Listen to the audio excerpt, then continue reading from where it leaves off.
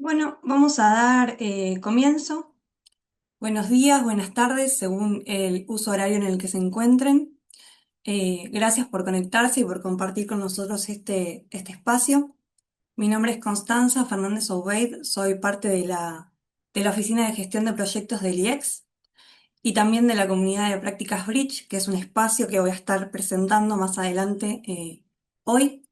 Eh, y también voy a estar moderando este encuentro. Bueno, sin más, le voy a dar la bienvenida a este webinar titulado Profesionalizando la Administración de la Investigación en América Latina y el Caribe. Este webinar se enmarca dentro del proyecto Fortalecimiento de Capacidades para la Administración de Subsidios de Investigación en América del Sur. Este proyecto es liderado por IEX y cuenta con financiamiento de NIH en Estados Unidos. El propósito de este webinar es reunir a profesionales, colegas de la región para justamente analizar desafíos y oportunidades y también para explorar cómo a través de las buenas prácticas podemos destacar nuestras capacidades, fortalecerlas y también instalar instancias de colaboración en América Latina y el Caribe. Hacia el final del webinar va a haber un apartado de preguntas y respuestas, pero a medida que el webinar se vaya desarrollando, pueden ir escribiéndolas en el chat y las responderemos cuando el encuentro termine. Voy a presentar ahora a los oradores referentes en el campo, a quienes les agradecemos especialmente su participación. En primer lugar, Andrea Navas Calixto, de Colombia, quien es vicerrectora de Investigación y Extensión, perteneciente a la Corporación Universitaria Confacauca. Después contamos con la presencia de Vivian Vilches Barbosa, de Costa Rica, quien es directora de gestión de la investigación en la Universidad de Costa Rica. Roberto Martínez, de España, quien es director de la Oficina de Proyectos Internacionales de Investigación, Desarrollo e Innovación, perteneciente a la Universidad Politécnica de Madrid. Daiane Machado, de Brasil, quien es científica senior afiliada al Centro de Integración de Datos y Conocimientos para la Salud, perteneciente al SIDAX y Fiocruz, en Brasil, y a la Escuela de Medicina de Harvard. Sin más por el momento, oficialmente los dejo con la primera oradora, que es Andrea Navas, quien va a estar presentando su exposición titulada Consolidación de la Gestión de Investigación en Colombia, el caso Asociación Colombiana de Gestión y Administración de la Investigación en Corema. Andrea, todo tuyo, gracias. Muy buenos días, muchísimas gracias. ¿Me confirman si escuchan bien y ven bien mi presentación? Sí. Gracias. Bueno, en nombre de la Asociación Colombiana de Gestión de Investigación Corema, un gran saludo y felicitaciones por este proyecto. Queremos compartirles en estos 10 minutos cómo ha sido la consolidación de nuestra asociación en Colombia. Primero, pues porque necesitamos más gestores y gestoras de investigación en el mundo. Sin lugar a dudas, sobre todo para presentarnos a estas convocatorias o subvenciones internacionales, grants, cada vez está más complejo porque necesitamos retos globales que responder, cada vez necesitamos unos procesos más transparentes, los recursos generalmente son públicos, lo cual pues tiene también unos desafíos interesantes, los temas de propiedad intelectual, integridad científica, cada vez los proyectos buscan investigaciones más interdisciplinarias, lo que hace más complejo para un solo investigador hacer su propia gestión de investigación. La tecnología va avanzando, las alianzas también son más complejas, la ética, entre otras. Esto hace que seamos necesarios como gestores y gestoras, como ese punto de encuentro entre esa complejidad y también cómo blindamos a nuestras instituciones para que salgan adelante con buenos grants y el desarrollo y la ejecución de buenos proyectos. ¿Cómo ha sido esta historia? Esta historia comienza en el 2016, cuando un grupo muy pequeño de personas que trabajábamos en unidades como Vicerrectoría de Investigaciones en universidades o Dirección de Investigaciones en las universidades, participamos en eventos como el INORMS, el International Network of Research Management Societies, o ENEARMA, que es nuestra asociación hermana en Europa. Ahí nos dimos cuenta, un grupo pequeño, que había más gente como nosotras, porque casi todas somos mujeres en este sector. Nos unimos, empezamos un grupo de 5 universidades entre privadas y públicas de Colombia, y empezamos a explorar cómo funciona ese mundo de la gestión de la investigación, a desarrollar las alianzas, qué hace una asociación de gestión de investigación, cuáles son sus ejes, cómo busca reconocer esta profesión dentro de las instituciones, universidades o centros de investigación. En 2021 formalizamos con unos estatutos, unos ejes de trabajo y comenzamos ya a consolidarnos a través de un encuentro en Bogotá, donde desarrollamos un tema sobre las métricas responsables, métricas alternativas, cómo estamos midiendo la investigación en Colombia y cuál es la tendencia también de medir la investigación en el mundo. Seguimos en el 2023 con un segundo encuentro en Cali. Trabajamos también, ahorita les voy a contar, en esta encuesta transversal de la profesionalización de la gestión de la investigación.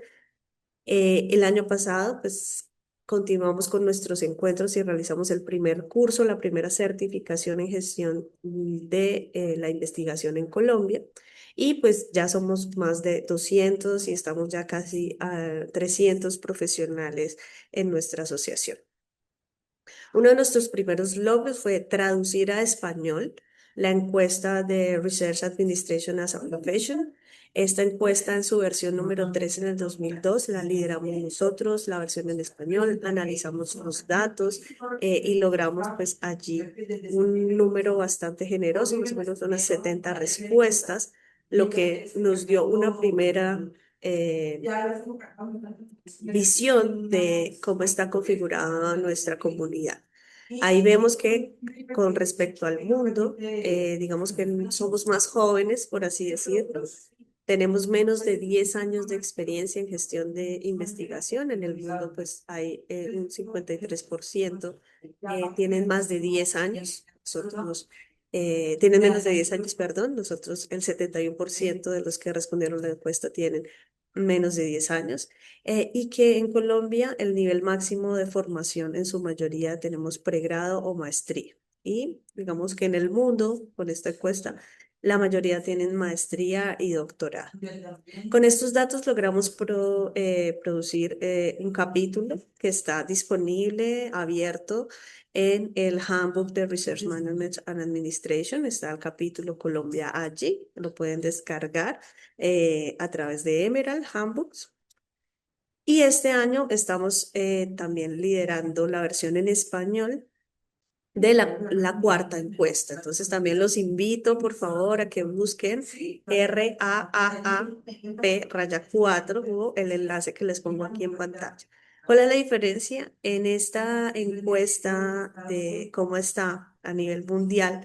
Podemos ver que podemos mapear valores y vamos a recibir como un diagnóstico de nuestra alineación con actitudes y con principios relacionados con la gestión de la investigación.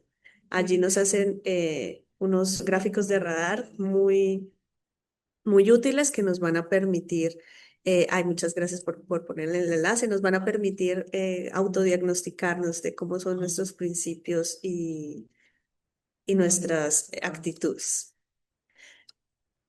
Voy a pasar acá.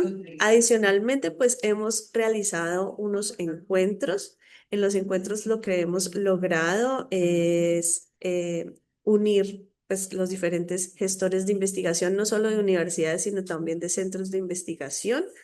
Hemos trabajado ya en nuestro cuarto encuentro. Este fue en Medellín el año pasado y la semana pasada lo tuvimos en Barranquilla. Logramos pues reunir más o menos 160 personas, hablamos de las experiencias. Estos son eventos donde se comparten experiencias significativas, buenas prácticas en temas de procesos de gestión de la investigación, cómo solucionamos diferentes retos en la gestión de las subvenciones, en la gestión de la medición de impacto de la investigación, temas de ética, entre otros. Como les decía, hicimos el año pasado la primera certificación Logramos certificar más o menos 70 personas en un curso de gestión de investigación con énfasis en programas y proyectos de ciencia, tecnología e innovación. Allí logramos también determinar pues, que la mayoría tienen una maestría terminada, de los que participaron en el curso o que están haciendo la maestría o una especialización terminada. Y que trabajan, más o menos, la mayoría trabajaban en lo que llamamos el pre-award, es decir, la consecución de convocatorias, la formulación de proyectos, la búsqueda de financiación. Otro grupo en lo que llamamos el post-award, que es la ejecución de los proyectos. Un grupo trabaja en medición cienciométrica, transferencia, ética, revistas científicas, laboratorios, Cienti, que es nuestro sistema de ciencia, tecnología e innovación, y temas de comunicación. Allí identificamos también, pues, cuáles son las fortalezas y los aspectos por mejorar en cuanto a la formación de los gestores de investigación en las instituciones. Vimos que, digamos, donde hay más debilidad ha sido la ética y la integridad, gestión de datos y propiedad intelectual, gestión de infraestructura.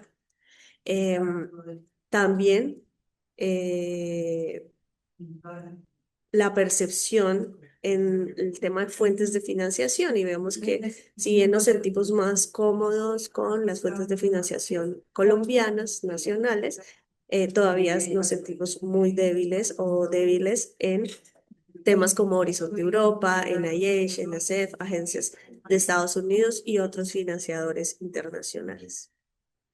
Igualmente muy importante y seguramente en otros países también este tema, el tema de la diversidad, la inclusión, la equidad. Aquí en Colombia lo llamamos el enfoque diferencial o el enfoque interseccional. Entonces queríamos saber cómo los gestores están identificados o tienen conocimiento o experiencia con los diversos conceptos de los temas de diversidad e inclusión y vemos que es un tema también que debemos fortalecer porque no hay mucho conocimiento o experiencia en cómo trabajar estos conceptos en los proyectos de investigación. Finalmente, ya como conclusiones, ya tenemos una asociación consolidada que requiere pues trabajar mucho más en ese conocimiento general de la gestión de la investigación en las instituciones.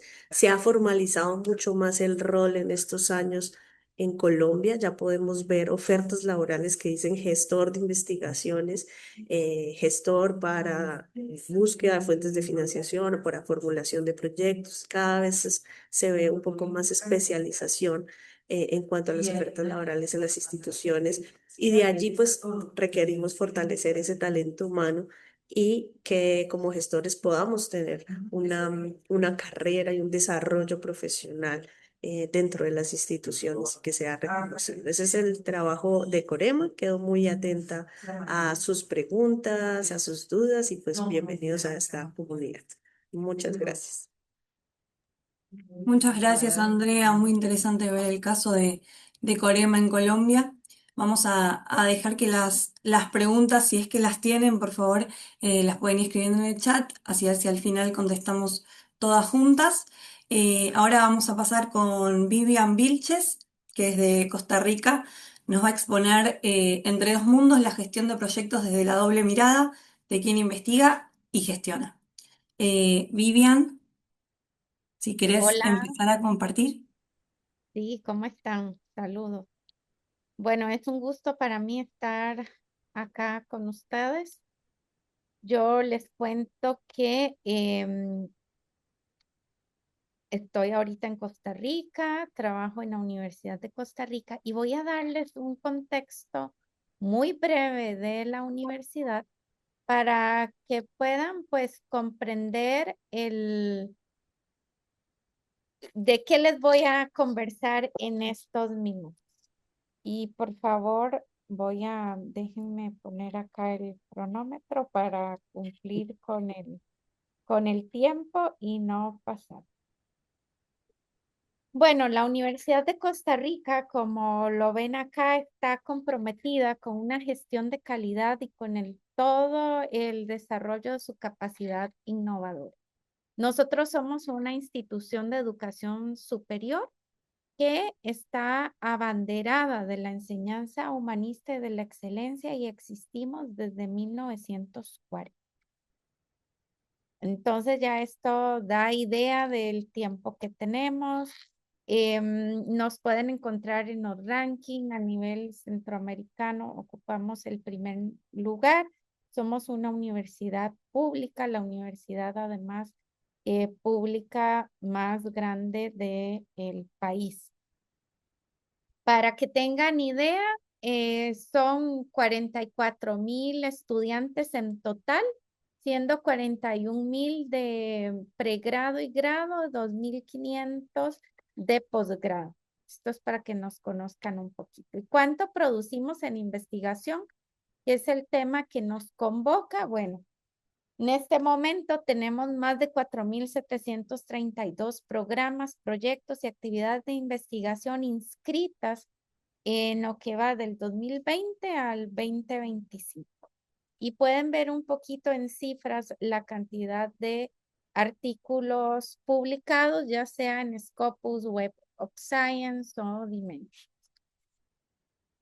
Tenemos un reservorio institucional que se llama KERUA por sus palabras en inglés y donde está almacenado toda la producción que está a nivel de universidad. Muy rápidamente les muestro la página que se llama Portal de Investigación de la Vicerrectoría de Investigación, porque les cuento que la universidad tiene 3 áreas sustantivas, que es la docencia, la investigación, la acción social, que en algunos lugares les dicen extensión. Yo acá me voy a ubicar en la Vicerrectoría de Investigación, donde tenemos un vicerrector de investigación y seguidamente me encuentro en la parte de dirección de gestión de la investigación. Y la dirección de gestión acá tiene a cargo estas unidades que ven acá, la de gestión de calidad, la de proyectos, que es donde se hace todo lo que es la inscripción, distribución de fondos, la de promoción de la investigación, comunicación y la de conocimiento abierto. Y voy a contarles un poquito, voy a abrir acá la página de la unidad de promoción de la investigación porque convoca o enfoca muy de lleno lo que hemos tratado en estos meses de cómo es gestionar y promocionar la investigación para financiamiento externo a nivel internacional, a nivel interinstitucional y todo lo que tiene que ver con gestión. Les cuento que durante este año hemos trabajado con la gestión de 65 propuestas para diferentes entes a nivel internacional. En este momento tenemos aprobadas 19 para un total más o menos aproximado de 2 millones de dólares en financiamiento. Y bueno, y tenemos propuestas que todavía están o previas en preparación a presentación o en espera de resultados. Entonces, esto es un poquito para que nos conozcan y aprovechar estos 5 minutos que me quedan para mencionarles cómo para mí ha sido un transitar de ser investigadora, porque les cuento que mi carrera base es la enfermería con grado de doctorado en enfermería, en ciencias de la enfermería, y entonces transité de ese motor que es plantear propuestas, entender respuestas, contestar preguntas, comprender fenómenos, a la parte de diseño, de ser justamente un puente para para poder contribuir a la investigación en la universidad. Entonces, este cambio de investigadora a directora de gestión es que trata ya no solo de producir un paper para una publicación, sino de habilitar condiciones para que cientos de investigadores e investigadoras puedan producir. Cambia la escala de impacto porque como investigadora impactaba en mi campo disciplinar, pero como directora se impacta a la institución completa. El trabajo entonces como directora de gestión va a beneficiar no solamente a investigadores, sino que también a estudiantes, a proyectos, a las personas administrativas que son colaboradoras. Y ya no miro un fenómeno, sino que ahora miro ecosistemas completos, porque desde la parte de gestión hay que pensar en infraestructura científica, en políticas internas, en indicadores institucionales, en normativa nacional, en fuentes de financiamiento, en alianzas internacionales y en los cambios además que se presentan a nivel internacional. Entonces, la investigación deja de ser un proyecto para pasar a ser una estrategia. Y justamente por eso es que esta parte de gestión debe tener un componente de profesionalización. Incluso el lenguaje cambia. El lenguaje cambia porque yo digo que hay que hablar como varios dialectos. Ese dialecto académico, pero también el dialecto administrativo, el técnico, el financiero, el político.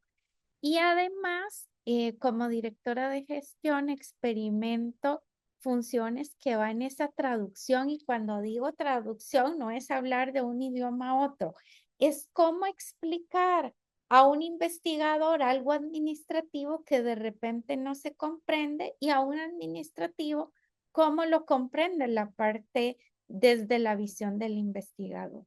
Implica negociar con diferentes actores e implica mediar también. Entonces es equilibrar esa libertad académica con la responsabilidad institucional. Y por supuesto, hay que hablar de una parte en dirección. En este momento me gusta asociarlo con un liderazgo transformador, donde se modelen, se perfilen talentos creativos, donde esa dirección desde el liderazgo transformador pueda acompañar, pueda inspirar, pueda apoyar y tener clarísimo que la parte de dirigir investigación no es mandar, sino es crear condiciones, es reducir fricciones y es abrir caminos.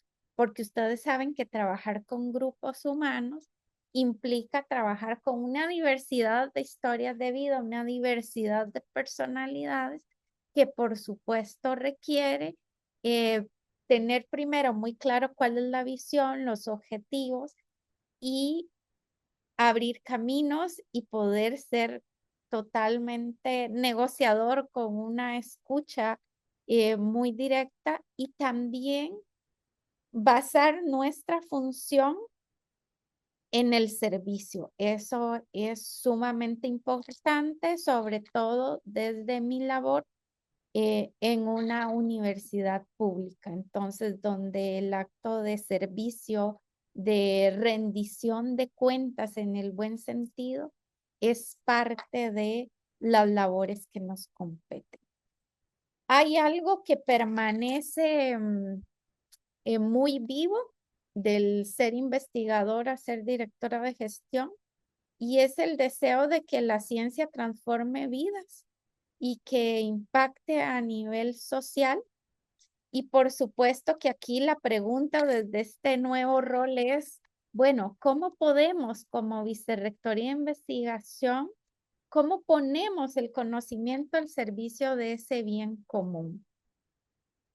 Hay retos que yo me imagino que son compartidos, que tiene que ver, bueno, con escasez de recursos, con cumplimiento de auditorías, indicadores, expectativas externas, el estar innovando, alinear la agenda institucional con prioridades nacionales y bueno, gestionar una comunidad diversa, brillante, exigente eso, donde dialogan muchas disciplinas.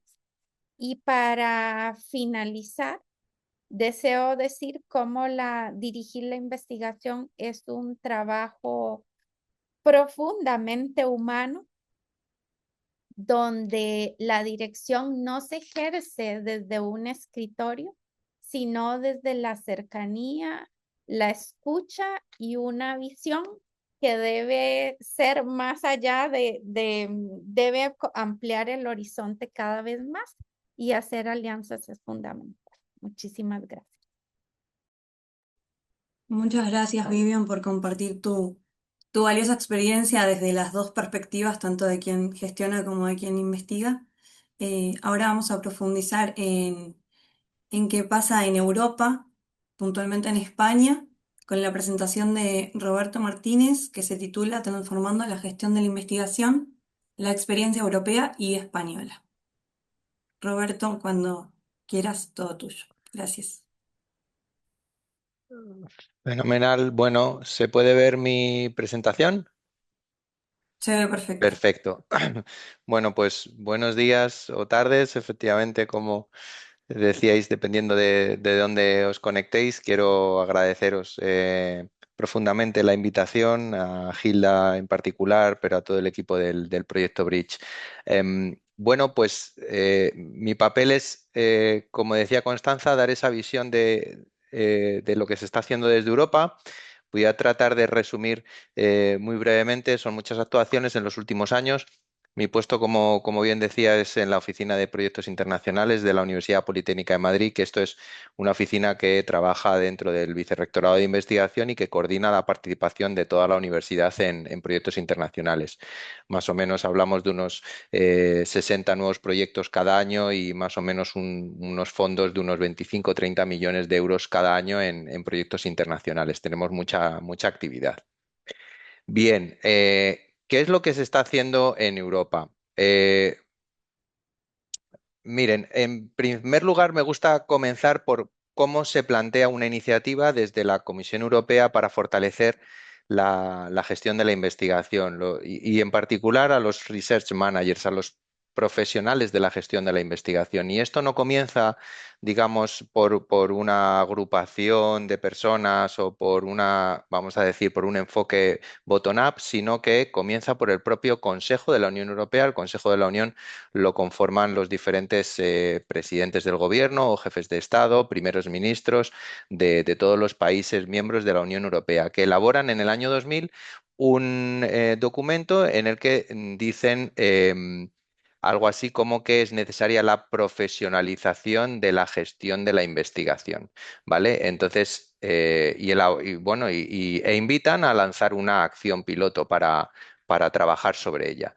Esto en Europa funciona de esta manera: el Consejo o el Parlamento elaboran o lanzan un mensaje que recoge la Comisión Europea, que ejecuta en este caso de una manera muy directa. Es que elabora lo que se llama la ERA Policy Agenda. ERA viene del European Research Area. Se trata de conformar un espacio de investigación común en toda Europa, pues un poco imagen y semejanza de lo que ocurre con el ámbito de las fronteras o del mercado común, de la libre circulación de personas. Bueno, pues se trata de crear un espacio europeo sobre la investigación, y hay 20, en este caso había 20 acciones para fortalecer la investigación propiamente dicha, en muchas ocasiones orientadas a cómo mejorar las condiciones de las carreras investigadoras, de los investigadores, las infraestructuras, en fin, el propio sistema de I+D, y se establece una número 17 que en realidad habla, aunque en el título no lo parezca, del fortalecimiento de la gestión de la investigación, como había pedido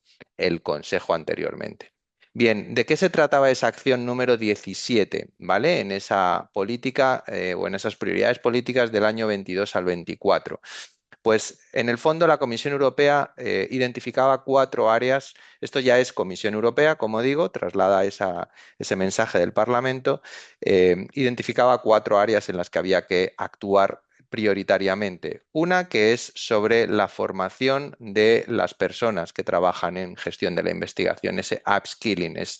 necesario dotarlas, como bien decía Vivian anteriormente, esa necesidad bueno, de tener una serie de competencias nuevas, pasar del ámbito del proyecto a la estrategia. Bueno, pues hay mucho de eso aquí, claramente.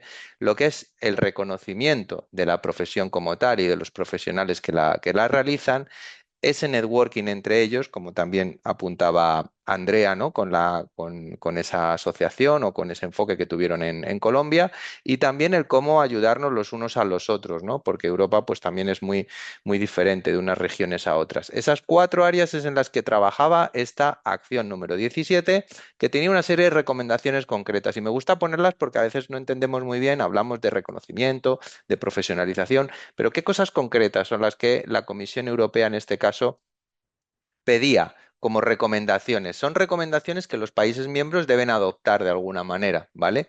No es una obligación, es una recomendación, y eso también hace que los países pueden ser, vamos a decir, como más o menos activos, más o menos, bueno, favorables a introducir esos cambios, ¿no? Y luego vemos sobre eso. Pero hablamos de crear ese awareness, ¿vale? De fomentar ese valor añadido de los gestores o de mostrar ese valor añadido. Hablaban de desarrollar algo muy importante, que era un marco de competencias y de carrera que pueda ser un poco un primer camino para esa certificación o posible certificación de profesionales. Hablaba de utilizar una herramienta muy utilizada para lo que es todo el ámbito de la movilidad de investigadores, ofertas de trabajo, etcétera, como es Euraccess en Europa. Es decir, sería abrir de alguna manera también esa plataforma a los gestores de investigación. Habla de un estándar de contratación que deben seguir todas las instituciones de investigación, como las universidades, por ejemplo, en donde daríamos cabida también a los gestores de la investigación, no solo a los investigadores. De nuevo, otro paso más. Hablaba del intercambio de buenas prácticas, todo eso a nivel de fomentarlo la propia comisión, pero también los Estados miembros, los member states o los estados asociados, pues sería, una vez se ha desarrollado ese marco de carrera, sería adaptarlo, ¿de acuerdo? Sería establecer o fomentar la creación de esas asociaciones nacionales, crear unos sistemas de gobernanza en el ámbito de la gestión de la investigación, o mejorar esos sistemas de I+D+I, ¿no?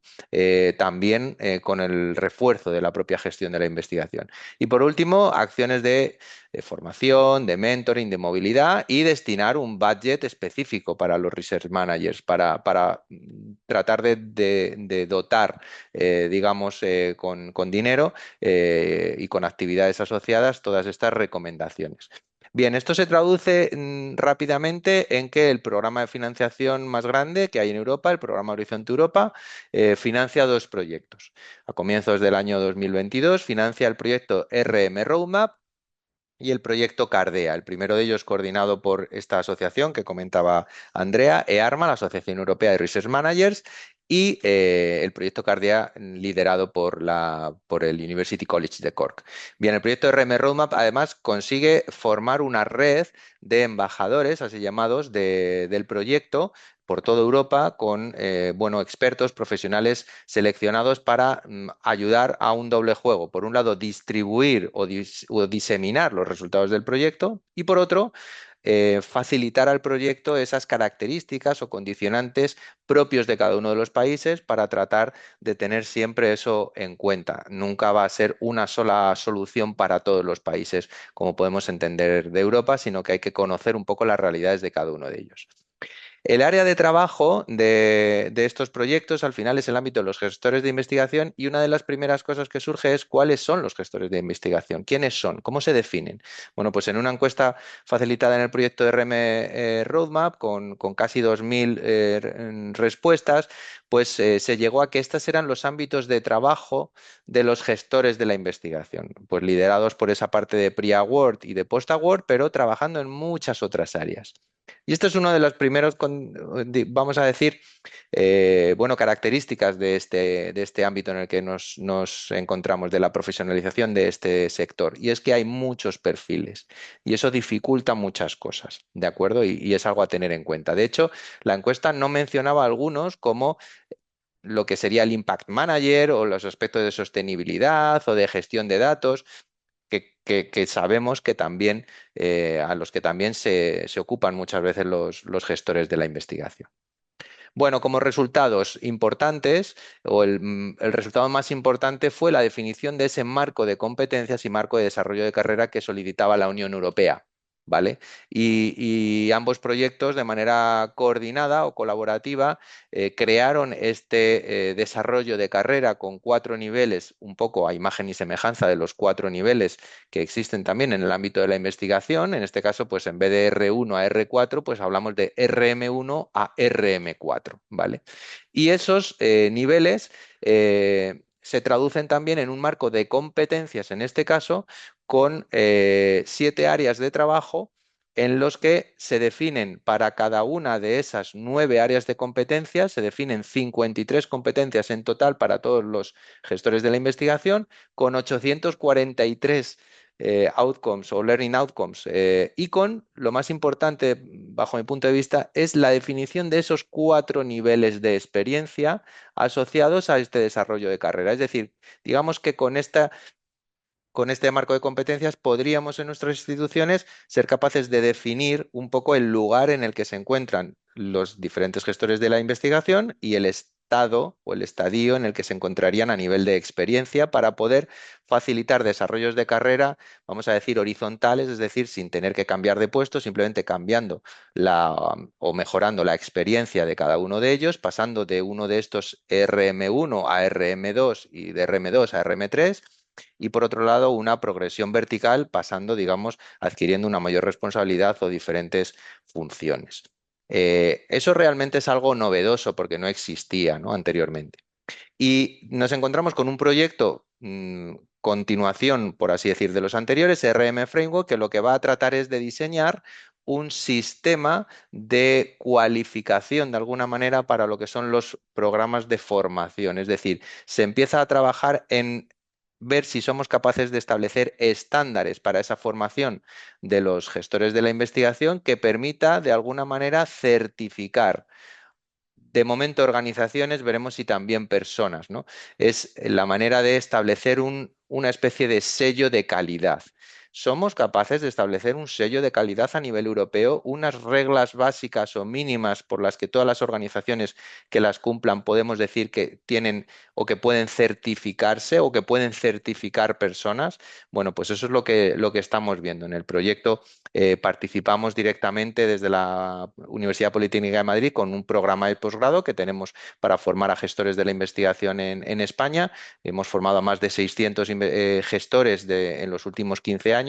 Y participamos en este proyecto en donde vamos a realizar pilotos de estos estándares y pilotos de este sello de calidad directamente con nuestros estudiantes.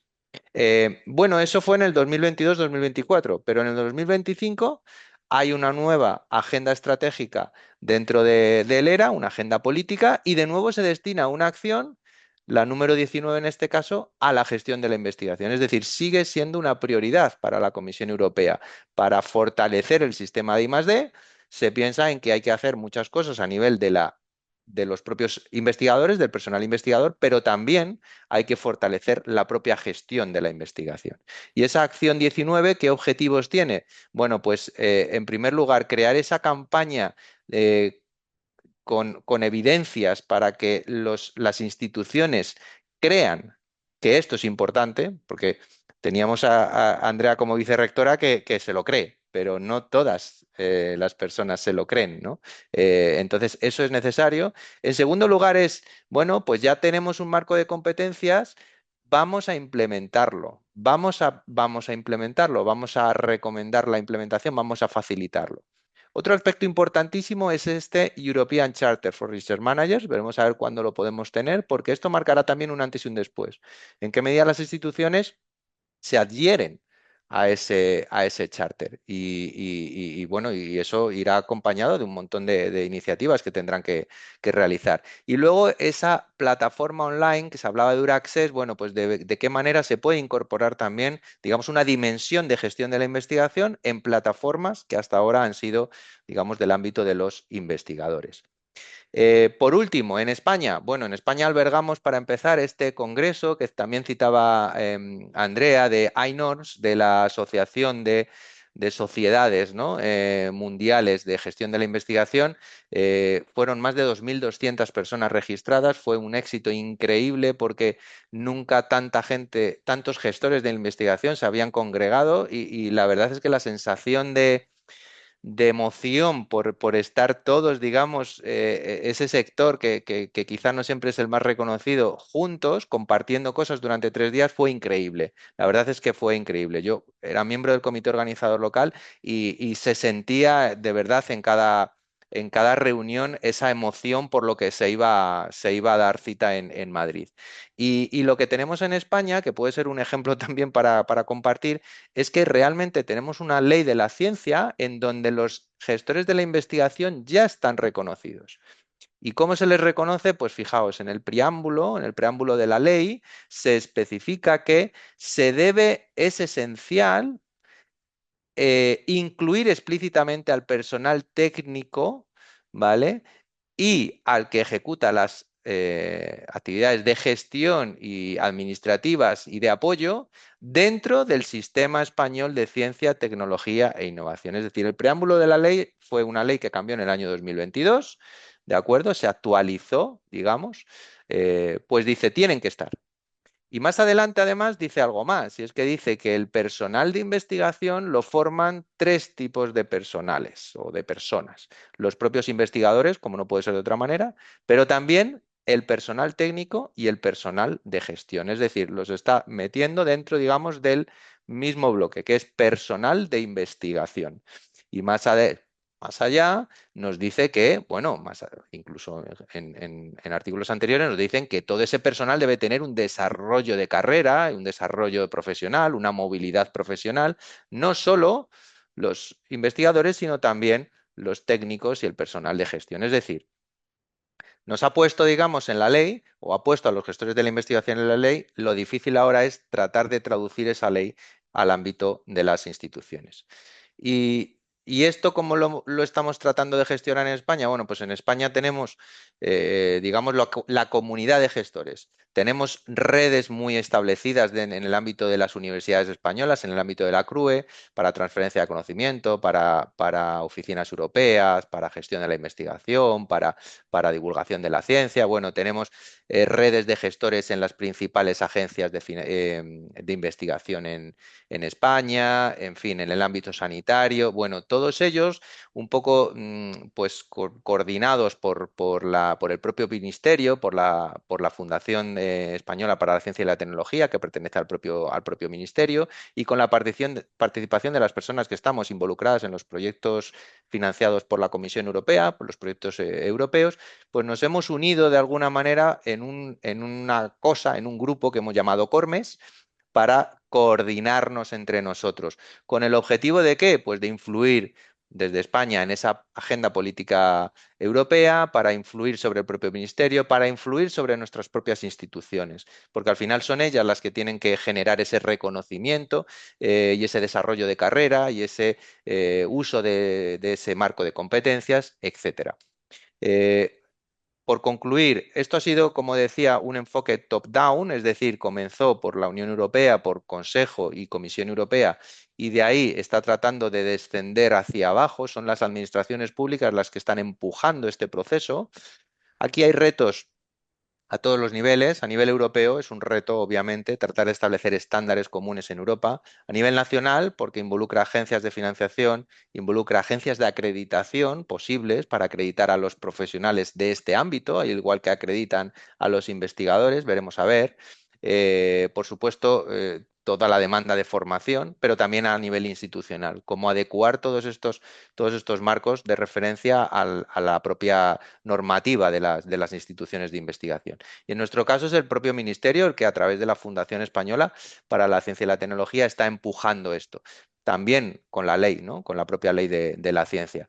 Ya existe dentro de las organizaciones de investigación CSIC, para que la conozca, o CIEMAT, o este tipo de grandes organismos de investigación en España ya están trabajando junto con pues la gobernanza de cada una de las instituciones, junto con los sindicatos, etcétera, en un desarrollo de carrera, en un plan de desarrollo de carrera que veremos a ver en qué queda, como decimos, que cumpla obviamente toda la normativa de función pública, del Ministerio de Hacienda, etcétera, etcétera, que tiene que cumplir.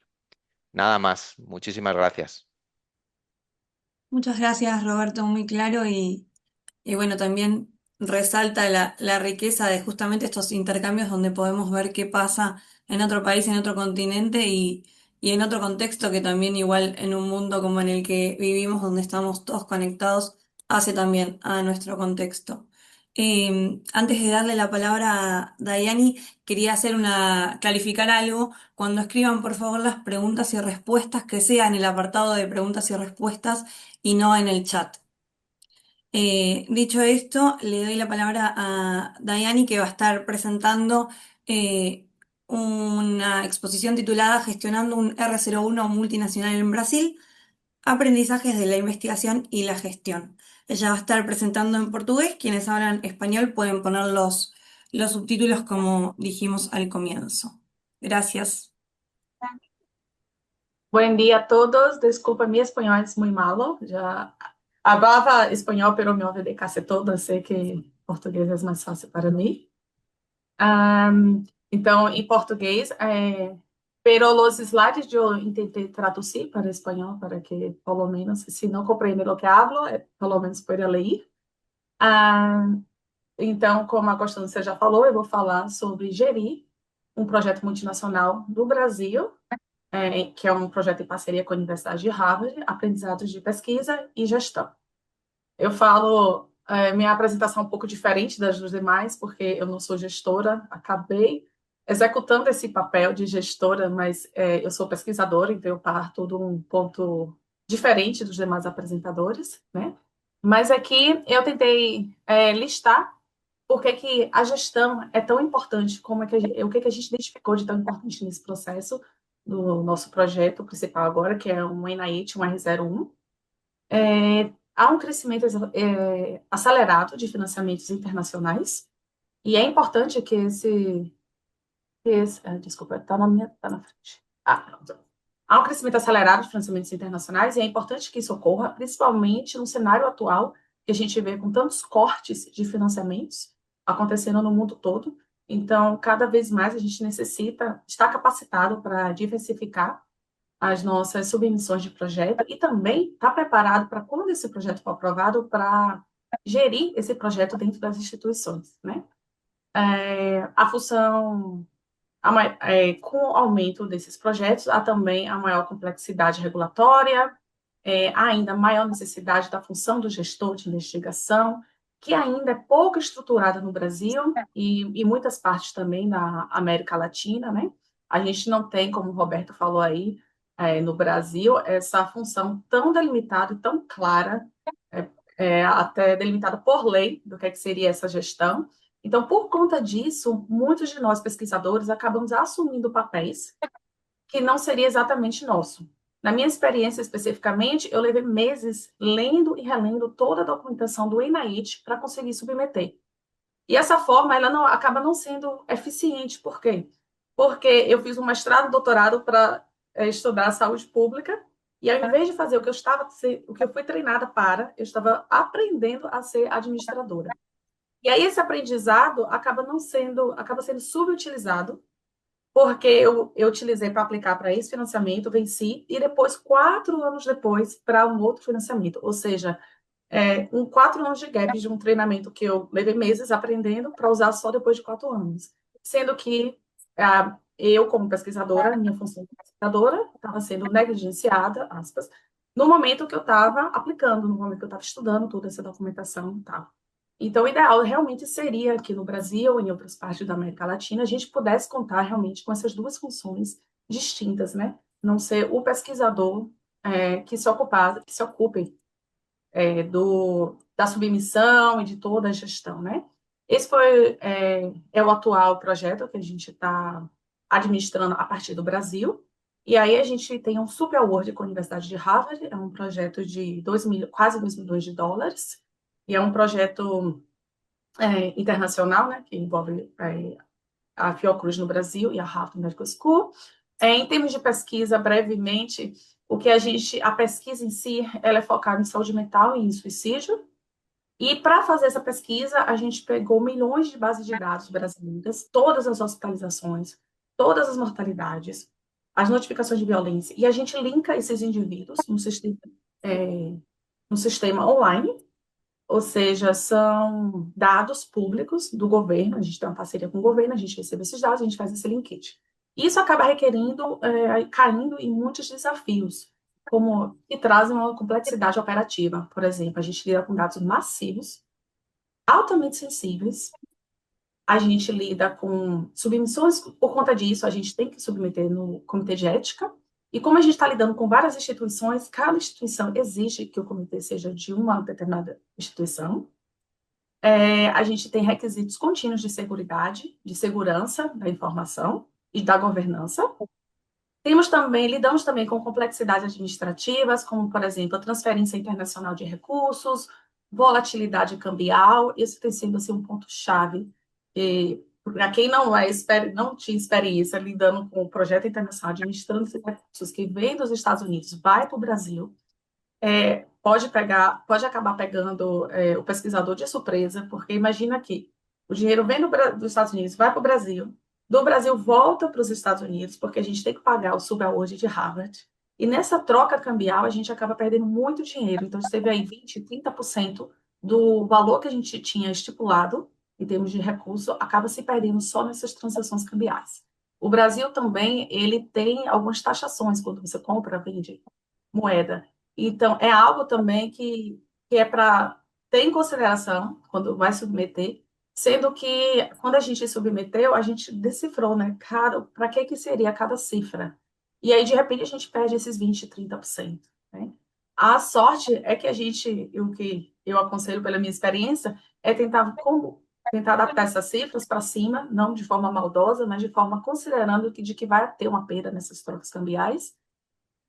E temos também o grande desafio, que é o maior de todos, que é o atual, que é o impacto de eventos externos, como, por exemplo, os Estados Unidos teve um muito longo shutdown, acabou recentemente, só que a gente ainda não recebeu o recurso, que era para já ter começado desde novembro. O que a gente tem feito agora é sobrevivido com o recurso dos anos anteriores, por conta da instabilidade política, a gente se adiantou e começou a economizar devagarzinho, ano a ano, para ter essa sobrinha no final e conseguir se administrar essas situações que são totalmente imprevisíveis. Já entrei em contato com a INAET, ela me respondeu, mas ainda não tem a resposta final, porque ainda estão correndo pelo tempo perdido, mas a gente está tendo que lidar com esse desafio, né, dessa instabilidade financeira. Tem também as complexidades nas colaborações, visto que a gente tem uma equipe de brasileiros, tem americanos participando da Universidade de Harvard, eu tenho feito essa ponte, né? Atualmente estou aqui nos Estados Unidos, outros sócios internacionais, tem as diferenças no nível de maturidade administrativa. Por exemplo, aqui nos Estados Unidos, ele já tem, como o Roberto estava mencionando, ele já tem essas pessoas responsáveis pela parte administrativa. Então, a gente não lida diretamente com o pesquisador para essas questões, mas como na minha instituição, no Brasil, não é tão bem estabelecido isso, eu também acabo sendo envolvida. Então, a gente lida com a administração de Harvard, mas no Brasil, os pesquisadores também acabam sendo envolvidos, porque não fica tão claro, né? Esse papel não é tão bem estabelecido, né? Então, e o que eu percebi até então é que, então, gerir um R01, que é um financiamento maior, um dos maiores do NIH nos Estados Unidos, no Brasil, requer capacidade técnica, administrativa e institucional.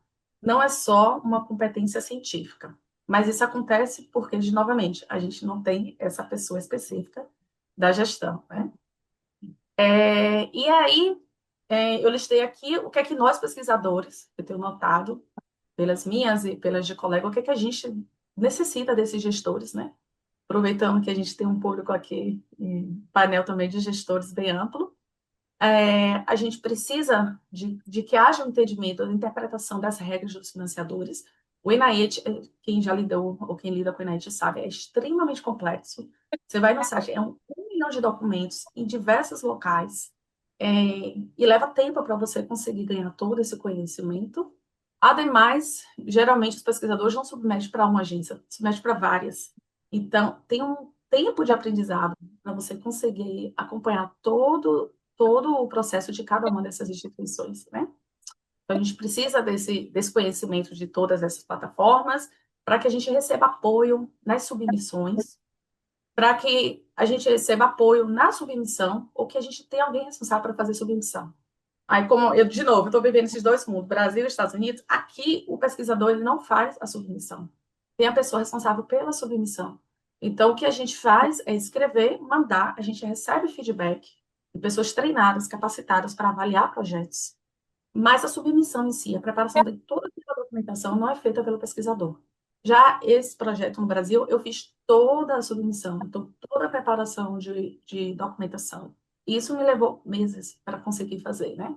E aí, o risco do pesquisador é que a gente acaba cometendo mais erros, obviamente, por não ser tão experiente ou por não ter sido capacitado especificamente para essa tarefa, né? Quando você faz um mestrado, doutorado, são outros aprendizados que você está tendo, não é o aprendizado de submissão de projeto. Apesar de que, por sorte, eu contei com vários profissionais dentro da Fiocruz que, assim, tentaram de tudo, ajudaram bastante, bastante proativos. Mas, ainda assim, muito da responsabilidade ainda acabou ficando comigo, né, na submissão inteira, né? Então, tem também os desafios com a comunicação com os financiadores, sócios internacionais, que eu acabo fazendo também, acabo fazendo papel de gestora nesse sentido também. Entendimento dos processos para viabilizar o pagamento, porque por conta das burocracias, né? O Brasil tem os seus próprios sistemas, os Estados Unidos tem o próprio sistema, e aí, então, é um outro nível de aprendizado, entender como é que funciona esse sistema nos Estados Unidos, como é que funciona no Brasil. A gente precisaria também de suporte contínuo após, então, tem toda a etapa da submissão, mas também tem após a submissão, com informes, ajustes, os sub-awards, as auditorias. Ainda tem outros desafios adicionais, como eu mencionei antes, né? Que as universidades internacionais já existe essa equipe especializada, altamente capacitado, para a etapa tanto de submissão, e isso asseguraria que todo o processo seria feito de forma correta, reduzindo erros técnicos.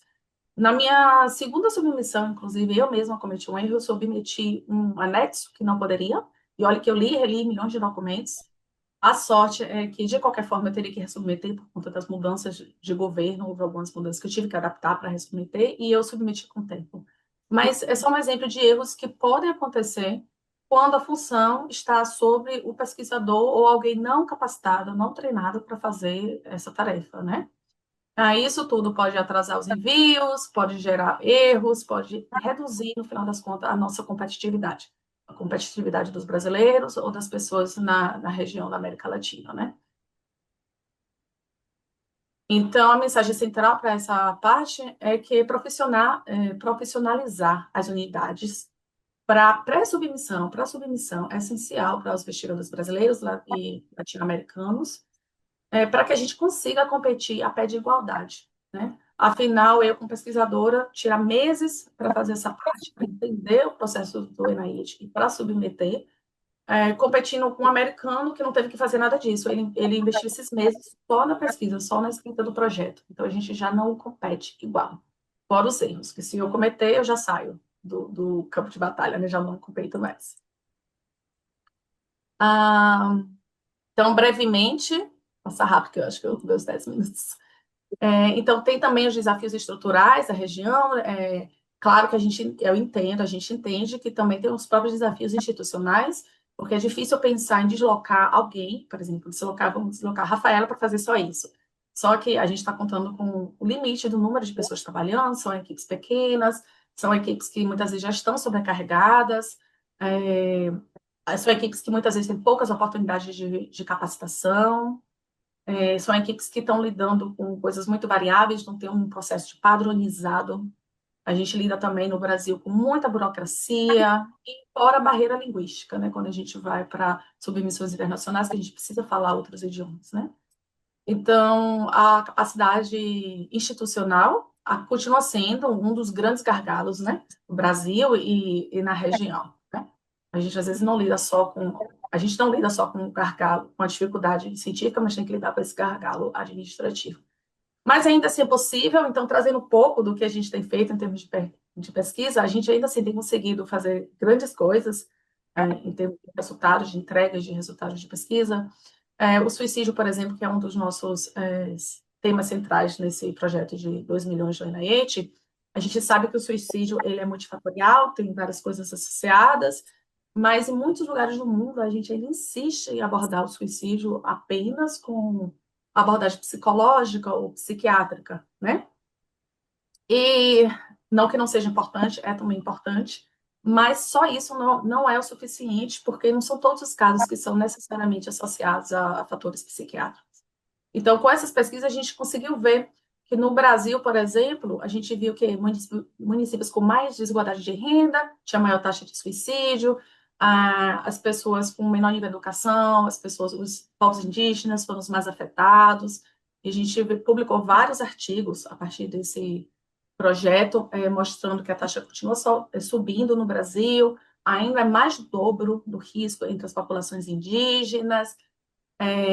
A gente viu que a gente conseguiu identificar que os serviços de saúde brasileiro, saúde mental, ainda não estão associados com a redução do suicídio, mas as medidas de austeridade, sim, acelerou o suicídio no país.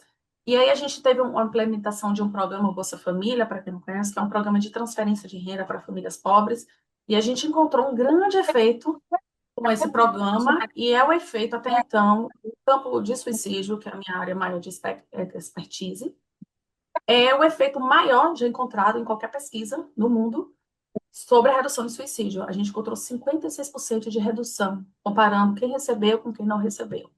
Então, ainda assim, ainda com todos os desafios administrativos, a gente tem conseguido entregar resultados importantes.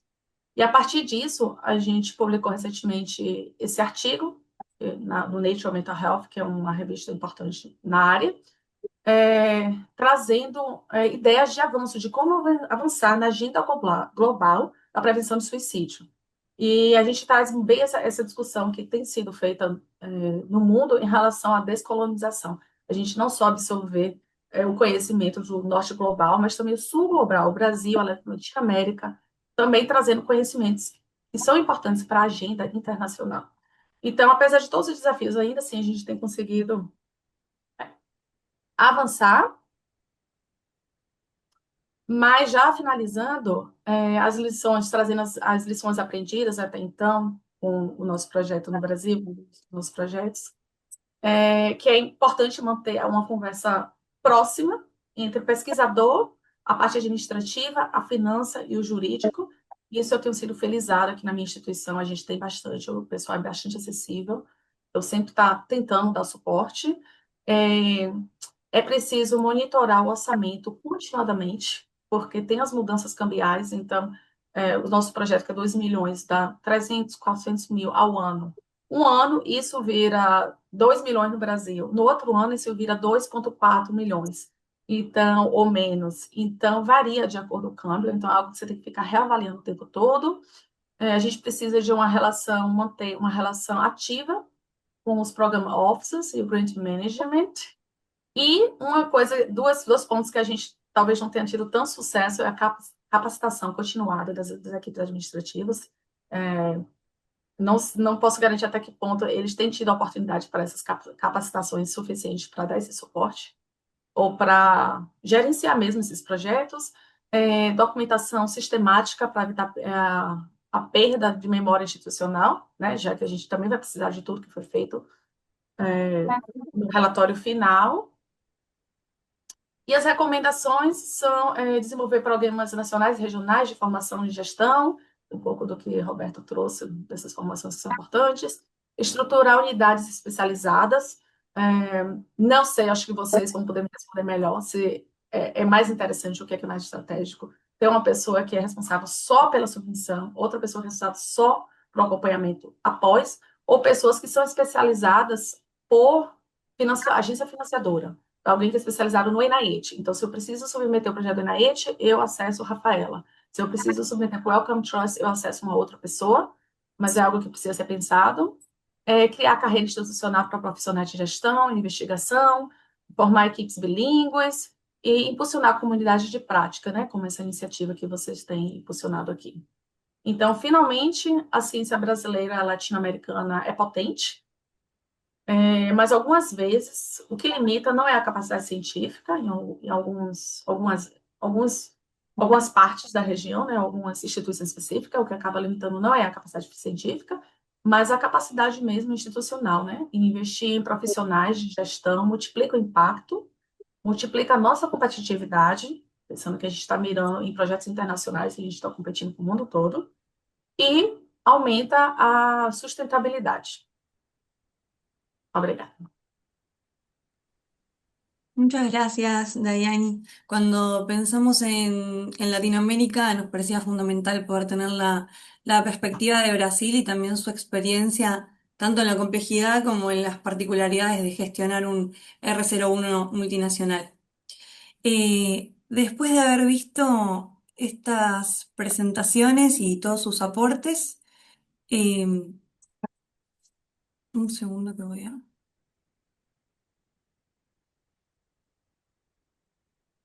Ahora sí. Bueno, después de haber visto estas presentaciones y sus aportes, que dan cuenta también de cuánto podemos potenciarnos los unos a los otros en la región, queremos compartir con ustedes lo que para nosotros es fundamental para que esto sea posible, que es un espacio de comunidad justamente, y es ahí cuando llega Bridge, que es una comunidad de prácticas que está creada justamente para sostener el intercambio entre quienes gestionamos proyectos de investigación en salud en la región. Bridge nace entonces de una convicción, que es que la ciencia no ocurre por sí sola. Detrás de cada proyecto sólido hay profesionales que lo hacen posible, investigadores, científicos y gestores que trabajamos colaborativamente para que efectivamente la ciencia suceda.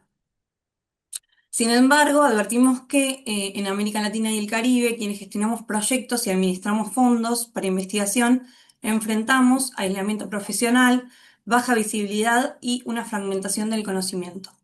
Es decir, que no existen trayectorias formales, nos faltan espacios de intercambio y nuestro rol continúa siendo visto como estrictamente administrativo, cuando en verdad es estratégico. Es ahí cuando nace Bridge. Somos una comunidad latinoamericana que reúne a profesionales dedicados a la gestión, administración y liderazgo de fondos de investigación en salud. Creamos entonces un espacio colaborativo para profesionales del rol, compartir aprendizajes y fortalecer capacidades que mejoren entonces la calidad y sostenibilidad de nuestros proyectos de investigación. Nuestro modelo se basa en un intercambio continuo a través de sesiones de aprendizaje entre pares, espacios de co-creación y mentoría, repositorio regional de recursos y una red de apoyo profesional permanente. Esto genera un impacto real porque empodera a sus miembros, mejora la eficiencia de la gestión de fondos y fortalece, por tanto, la credibilidad institucional. Creemos que juntas y juntos podemos optimizar recursos y ampliar las oportunidades de colaboración en la investigación, afirmándonos entonces como actores estratégicos que hacen posible la ciencia.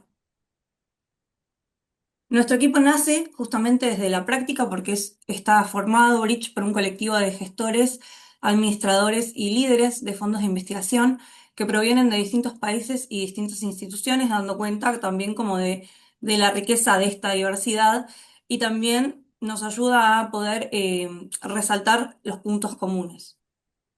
Todos compartimos entonces la visión de transformar cómo se gestiona la investigación en nuestra región.